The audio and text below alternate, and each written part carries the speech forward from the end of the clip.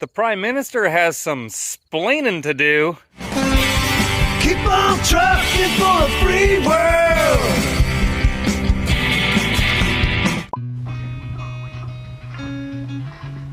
This was the glorious sunrise I woke up to this beautiful Thanksgiving morning.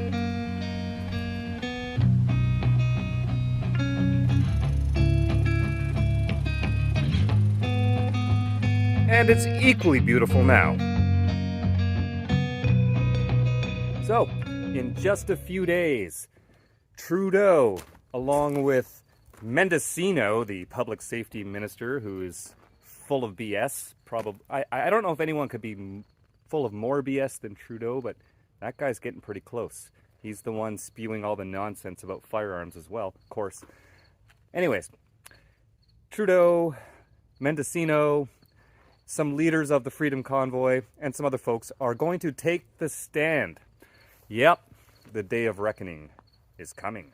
They're going to take the stand at the public inquiry of the unprecedented and unfounded use of the Emergencies Act during the convoy protests. In case you aren't aware, there is evidence that the truckers, the leaders of the truckers convoy, who are in communication with the police and the government during the convoy, that they had agreed to move the trucks, to leave, to end the demonstration before the Emergencies Act was invoked. But Trudeau, well, it's looking like he invoked the Emergencies Act purely out of spite. It was reported that the Public Order Emergency Commission, headed by former Ontario Superior Court Justice Paul Rouleau, would be in hearings this week, and it was also said that about 8 cabinet members, including Justin Trudeau, will be summoned for testaments as part of a witness list. Some of the other cabinet members who will be summoned are the controversial Public Safety Minister, Marco Mendicino, and Deputy Prime Minister, Chrystia Freeland. The witness list also includes leaders of the Freedom Convoy protests, including those who are currently facing criminal charges, the RCMP, the Ottawa Police Service, and the Ontario Provincial Police. Meanwhile, the lawyers involved in the case are getting busy gathering evidence to support their clients. Keith Vilson, who is the lawyer representing Tamara Leach amongst other protesters, said that he was presently gathering evidence in form of texts and phone records, which show that the organizers of the protest had agreed to remove their trucks from Ottawa's downtown core before the Emergencies Act was invoked. The lawyer also said that though his clients haven't been scheduled to testify yet, they were told to get ready to take to the stands and testify as early as next week, Tuesday. Meanwhile, the hearings are scheduled for the 13th of October to the 24th of November this year. In the month of August, it was revealed that on the night before the Emergencies Act was invoked, Trudeau was met by his national security and intelligence advisor, Jody Thomas, who told the Prime Minister that there was a potential breakthrough in talks with the protesters who were, at the time, protesting in Ottawa's downtown core. The documents that revealed this also showed the minutes from 3 meetings of the Incident Response Group, a committee of ministers and senior officials chaired by Trudeau. It was also shown that the committee had been discussing the possibility of invoking the act as early as the 10th of February, which was 4 days before Trudeau actually invoked the Emergencies Act. Recall also that, in a bid to defend their actions, the government frantically began bringing in reasons for their actions, and they were, of course, supported by the mainstream media. Freeland, the Deputy Prime Minister, said that she was in contact with FINTRAC, having expanded the organization's anti-money laundering and terrorist financing rules to target donors to the Freedom Convoy and ultimately freeze the bank accounts of those who supported the convoy. She also went on to label the protesters as terrorists and those who supported them financially as terrorist financiers. At the time, Freeland made a threat, and I quote, "Do not doubt our determination to act, to defend our democracy, to defend our economy, and to restore peace, order, and good government." So let me repeat what I said on Monday. If your truck is being used in these protests, your corporate accounts will be frozen. The insurance on your vehicle will be suspended. The consequences are real, and they will bite. It's time for you to go home. Meanwhile, as she said this, probably hoping to receive support from the FINTRAC, she was ultimately disappointed, just like how disappointed Mendicino must have felt when the police denied his statement that they had approached the government so Trudeau would enact the Emergencies Act.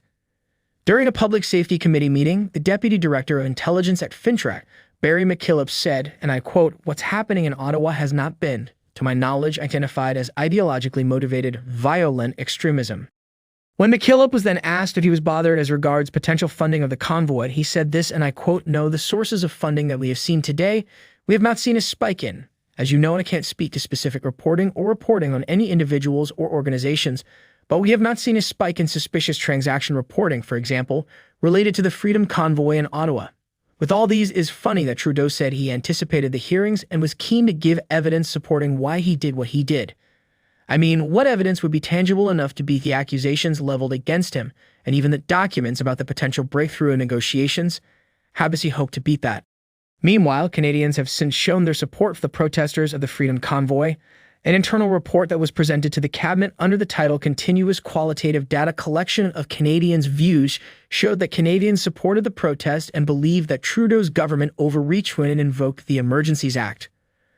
The researchers behind the report said, and I quote, "Though a small number of participants felt implementing the Emergencies Act was a necessary step given the disturbance caused by the seemingly indefinite nature of the protests, most felt this action represented significant overreach by the federal government as they interpreted this as limiting the right of these Canadians to peaceful protest." They also said a significant number identified with the frustration expressed by the protesters regarding ongoing public health measures even if they disagreed with some of the methods. The polls also showed that Canadians thought the protest was largely peaceful and an exercise of the right of freedom of expression. The report said, among participants who were supportive of the protests and their aims, it was felt the protests had been mostly peaceful, and that these individuals had the right to express their opinion. While some were hesitant to condone the disruption caused by the protests, most of these participants felt the aim of the protest of ending COVID-19 mandates was justified and something they too supported. That's one news story, but now we got Mendocino also on the firearms file for Trudeau's attempt to steal people's legally purchased black-colored firearms. Why is Trudeau so against black guns? I mean, is he racist? He has no problem running around with black face. Black guns matter, Justin. Mendocino now admits that the federal government is not going to be able to do this buyback as if they ever owned my guns in the first place or anyone else's, so they can't possibly buy back something that was never theirs. But they like to reword. Instead of calling it confiscation, they call it a buyback. Anyhow, he has now admitted that they can't implement it and enforce it without the help of the provinces. And several of the provinces are telling the feds to go fly a kite. So this is great. Let's see if some more provinces get on board before their supposed deadlines come in. Because if the RCMP and the provinces are not going to enforce this gun grab against Canadian citizens in certain provinces, how's that going to look to a province where they actually try to do such a thing? I don't know. It's going to be really interesting to see what happens. And let's not forget that a lot of RCMP officers are on our side. They are also private gun owners outside of work. They had to go through the same vetting, the same background checks. They have to get the same license that I've got in my wallet in order to own their own personal firearms for sport shooting, for hunting, or whatever it is. And a lot of them are very, very upset at this federal government right now because some of their guns are on the ban list as well. It's going to be an interesting few months. Happy Thanksgiving to all of you wherever you are in this beautiful country. I hope you're going to stuff yourself with delicious turkey and cranberry sauce and lots of beer.